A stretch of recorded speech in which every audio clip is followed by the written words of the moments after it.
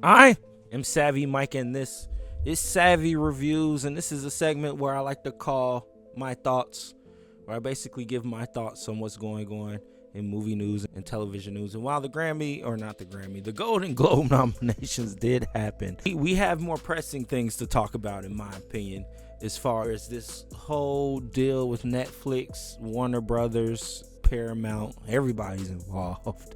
It's a lot of messy things going on. So, got a few clips that we're going to get into. We're going to get into this Trump clip of him basically saying he's going to be involved in this deal. And then we're going to get into the David Ellison interview that happened today of him basically talking about the hostile takeover that Paramount is doing. Yes, if you don't know, Paramount has come to Warner Brothers with a bid of $104 billion. $104 billion. Apparently, he's pulling $18 billion from other places.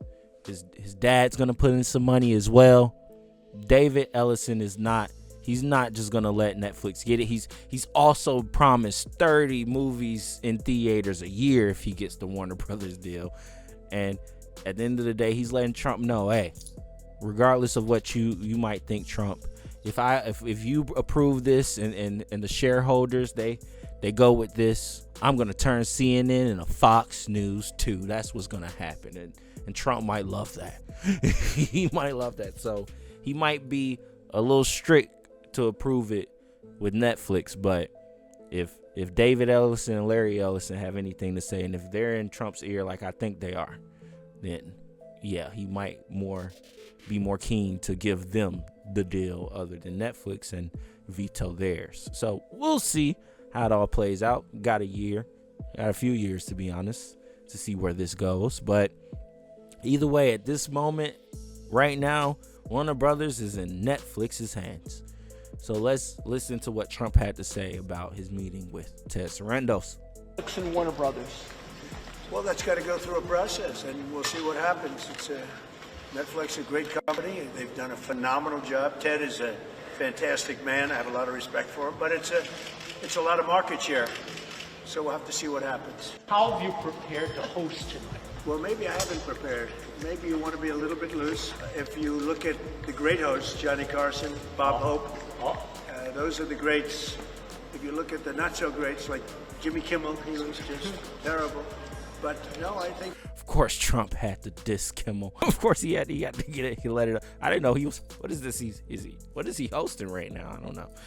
Either way, as you can tell, Trump does understand that if Netflix gobbles up, it's going to look like a monopoly. They have a huge market share already at the moment. They are the number one streaming platform. I believe HBO Max is number 3, and number 1 taking somebody else who's in the top 3 out of the competition, and basically, nothing but a monopoly being created there. Now, at the end of the day, when it comes to the Trump part of all of this, right, I find it very simple. I think this is gonna go very simple, in my opinion. All Ted Sarandos has to do is send this man a blank check. That's it. Or promise him some things that, Trump loves to be praised and glorified. Promise him a movie, a series, or something that is MAGA and right-leaning and basically, jacks him off and gives him everything he fucking wants. All you got to do is just make Trump feel good. And now look, Larry and David Ellison, they're playing the same game as well. And look, Trump, you veto that and let us buy them, we'll turn CNN into fucking Fox News too. How does that sound? And I think Trump, I don't know what Trump likes the sound of more, money or control. I get to take out one of the most critical news stations that cover me on a daily basis and basically make them another news station that praises me all the time. I don't know. Trump could be like, I got enough money. I like that way better. Who knows? You never know with this president. But either way, let's get into David Ellison's interview. I believe it was on MSNBC. I don't know. We'll see. We're about to see. Let's watch. CNBC. Not CNBC. Okay. with David Ellison, the chairman and CEO of Bob which this morning Iger? has launched a $30 all-cash tender offer. Why does this to guy look acquire like Warner Bob Brothers Iger? Discovery, a company that I believe you bid at the last count 6 times for. Correct. But did not come up with the prize that you sought, hence this morning's news. Oh, yeah, David, why are you doing this? No. So look, we're really not only does David Ellison look pissed right now, he ain't got no sleep. This man's been up on the phone pulling billions out of his ass. He's been pulling billions out of his ass. He ain't got no sleep whatsoever. Look at him. He looks tired. He looks tired as hell.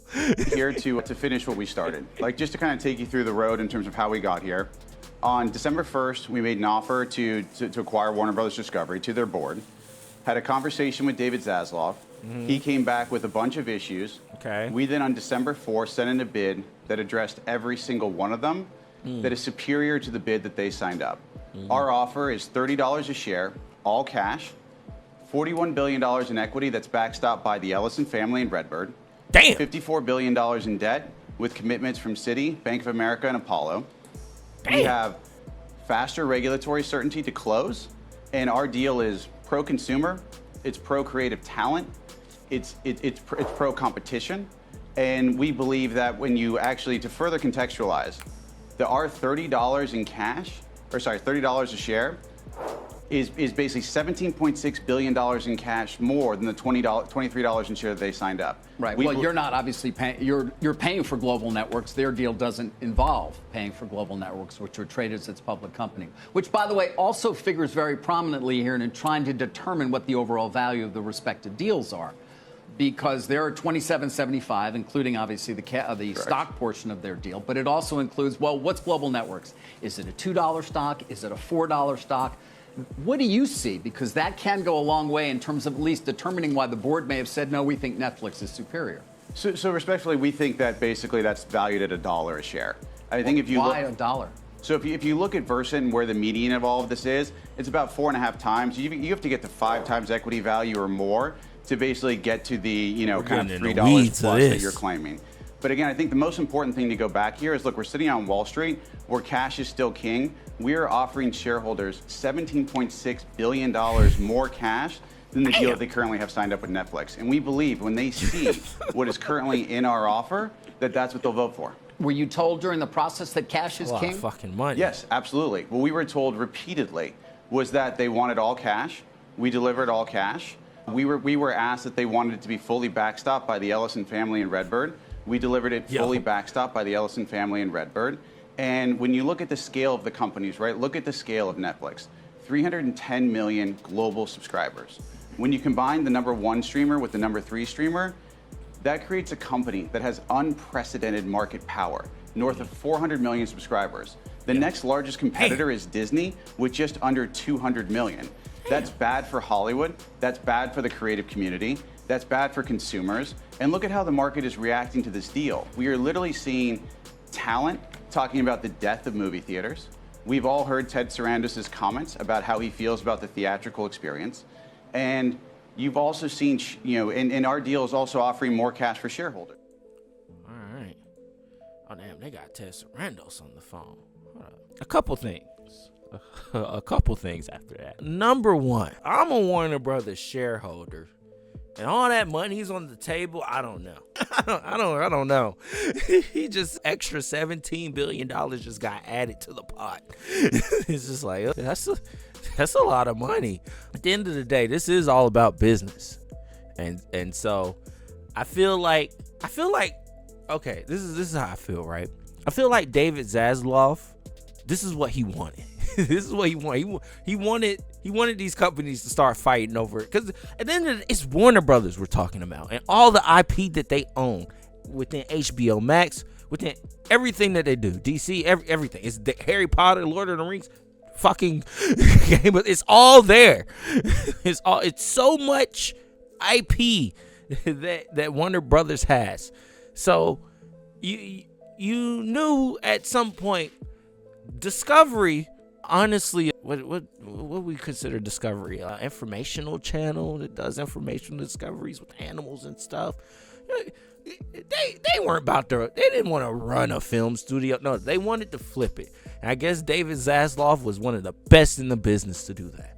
So he bought it and he said, I'm going to take all this IP and I'm going to flip it. I'm going to flip it. And boy, is he flipping it. he's doing speed level flips right now. This is crazy. For one. And so Zaslav was always there to sell this company. At the end of it, no matter what anybody wants to say or think about it, he was always there to sell this company, number one. And number two, I believe he took that Netflix offer because Ellison and they were lowballing him. And he knew. He was like, Netflix they done told me they coming up with about $80 billion to buy this. And you keep offering me 50 and 60 and no. We want north to 100. So we're playing the negotiation game. Netflix came to us with a bid of $84 billion. We know how bad you want this. And at the end of the day, I don't think Zaslav really cares about what happens to the movie industry or what happens to news. He just care about lining his pockets. That's all he care about, regardless of it all. So greed will win at the end of the day. You can best believe that. And it's just too much money on the table. In my opinion, like I said, if I was in them boardrooms, and God knows I'm not, but if I was in them boardrooms, I'd be like Zaslav. He just came with an extra $17 billion. Look, at the end of the day, it makes everybody happy too, because Paramount there. But see, the only problem with it is that I really lie into it. What it is. Because I like the fact that he's promising more movies and he's promising to make sure to keep the theatrical experience alive. And Lord knows I love going to the movies. Lord knows. And so I fuck with that. But at the end of the day, all this politics stuff is just kind of nasty with the CNN and turning that into Fox News. It's like we have to make a deal with the devil to basically keep movies in theaters. Because, look, at the end of the day, no matter what you think, and no matter what Ted Sarandos keeps telling everybody, at some point, all the movies that they're releasing from from whatever studio that they own will be 2 weeks in theaters and premiering on Netflix. And they won't even promote or put it, I promise you, because to them, it's all about their subscriber count. You heard what he just said. They're going to go from this many million subscribers to like basically doubling to 400, and that is insane. And Lord knows how many more subscribers they'll get off of the IP and content they create with the major stuff that they got. So it is scary for Netflix to get it, because I doubt they'll support the theatrical experience because they gain nothing out. Bro, they're basically putting Stranger Things in theaters for free. They're like, yeah, just bring a voucher. Like, they don't care. They really don't. And I highly doubt that they'll start caring once they get Warner Brothers. So it's look, it's like we got to choose a devil at this point. Nobody's, unless Apple swoop in and be like, hey, we got y'all. Don't worry, we don't care about the politics. We'll keep putting movies in theaters. We saw what F1 did in theaters. It did amazing. We gatekeep that for the longest before we put it. So y'all know we'll gatekeep the movies before we even put them on streaming. So yeah, don't worry. But I doubt Apple even cares right now. They're like, bro, we make more money than everybody in software. Either way. All right, I'm done yakking. Let's get into this last clip from David Ellison, and we'll end this. Netflix stocks is worth, it's within the collar. It's worth at least $3.50 a share to the deal. I mean, saying our cash versus theirs doesn't seem a fair comparison, David. So probably respectfully, I disagree. I mean, look, those shareholders can basically go buy Netflix Netflix stock in the open market if they want to, and they're going to be sitting there with a linear stub that's valued at $1 a share, which is a business that's in secular decline. That without the synergies that's basically created by our deal, they will ultimately be holding something that is not worth anything. By every metric you can look at, we believe that our offer is superior to shareholders. Right. And again, we're going to get a lot of debate around the value of that stub, because even though it's an incremental, let's call it, difference of $2, it can go to the value judgment. Let me ask you about Paramount, though. If in fact you are successful here, you're taking on a lot of debt, right? I mean, and you're diluting your own shareholders significantly through an inclusion of, $41 billion in equity. Isn't that correct? Yeah, but look, We're the largest shareholder of basically the Paramount Class B common stock. We being the Ellison family. We will also be the largest investor in this deal. We're literally sitting here today because we are fighting for our shareholders, and we're also fighting for the shareholders of Warner Brothers Discovery. And from that standpoint, this deal is accretive to our shareholders. You know, when you look at what the combined business would be with the synergies that you put through it, round numbers, $70 billion in top line revenue. We get to $16 billion in EBITDA very quickly, and it generates $10 billion in cash flow. What we're creating by putting these two companies together is a real competitor to Netflix, a real competitor to Amazon, a real competitor to Disney, not something that is so anti-competitive. There will be no more competition in Hollywood if this deal is allowed to come to pass. Is it an existential issue for you, though, if you don't succeed here, David? Look, as we've said on our earnings call, we believe in our standalone business. We have a great plan, but very simply, we made the highest offer for the company. $30 in cash is more than 23. Right. But when it comes to Paramount itself, if you aren't successful here, you have confidence that you still have the scale? Yeah. I mean, we've had this conversation before. No. I would assume that you're going to try and figure something else out because there is a sense that you don't have the scale to compete in this world. As we've said, we can absolutely, this is a buy versus build. We absolutely have a path to be able to build. But again, when we actually sit here today, having put the most value for shareholders for Warner Brothers Discovery, we believe that they need to be able to evaluate that offer, and that's what we're taking it directly to the shareholders. I asked you about the president, but I'd love to come back to that. I mean, do you sense that he is in your corner here? What I would say is I'm incredibly grateful for the relationship that I have with the president, and I also believe he believes in competition. And when you fundamentally look at the marketplace, allowing the #1 streaming service to combine with the #3 streaming service is anti-competitive. And this whole notion of category ambiguity, forgive me, David, you've been doing this a long time. Yes, I have. Like, I don't buy it. You don't buy it. In other words, their argument, John Malone made this argument with me, it's not about streamers, it's about TikTok and Instagram and YouTube. I'm sorry, let's follow that analogy for a second, right? Okay? That's like saying Coke can buy Pepsi, that they're both beverages because Budweiser is a substitute for Coke. That's not a realistic argument. Now let's actually look at it from the talent community. The greatest showrunners in the world, you know, David Benioff is not going to take the next Game of Thrones to basically TikTok or to Instagram. They're going to take it to Netflix. They're going to take it to Amazon. They're going to take it to Apple.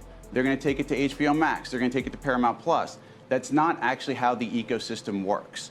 If this deal is allowed to come to pass, it is anti-competitive, and it is a horrible deal for Hollywood. And as someone who spent the last 15 years of my life producing movies and television shows, this is an industry that I love. This is an existential moment for our business, and we believe that what we are offering is better for Hollywood, it's better for the customers, and it's pro-competitive. Interesting. Compete in this world. Yep. This is going to be an interesting year. 2026 is going to be a wild one. This is going to be a fucking wild one. I'm going to see a lot of shady shit, a lot of shadiness. That's for sure. But as far as my opinion goes, I would honestly have to agree with him. Now, then getting really into the weeds of it all, because like I said, my problem with Paramount getting everything is what they're gonna do for Trump, as far as like turning CNN into a right-wing conservative news station, like he doesn't already have one. And it's all about balance at the end of the day.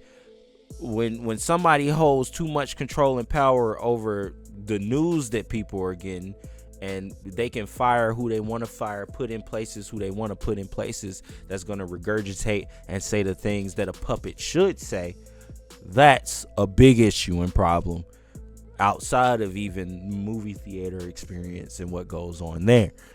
So that's the scariest part about all of this. But I want to believe that they won't necessarily do that and just play into Trump's hands like that, in that way. Because number one, he's not going to be in office forever. Hopefully. Pray to God. He's not going to be in office forever. And so, yeah, you can massage his ego for the next 2 years. But after that, you ain't got to worry about him. You ain't got to worry about him. So at least we shouldn't have, like I said, we shouldn't have to worry about him. You ain't got to worry about him.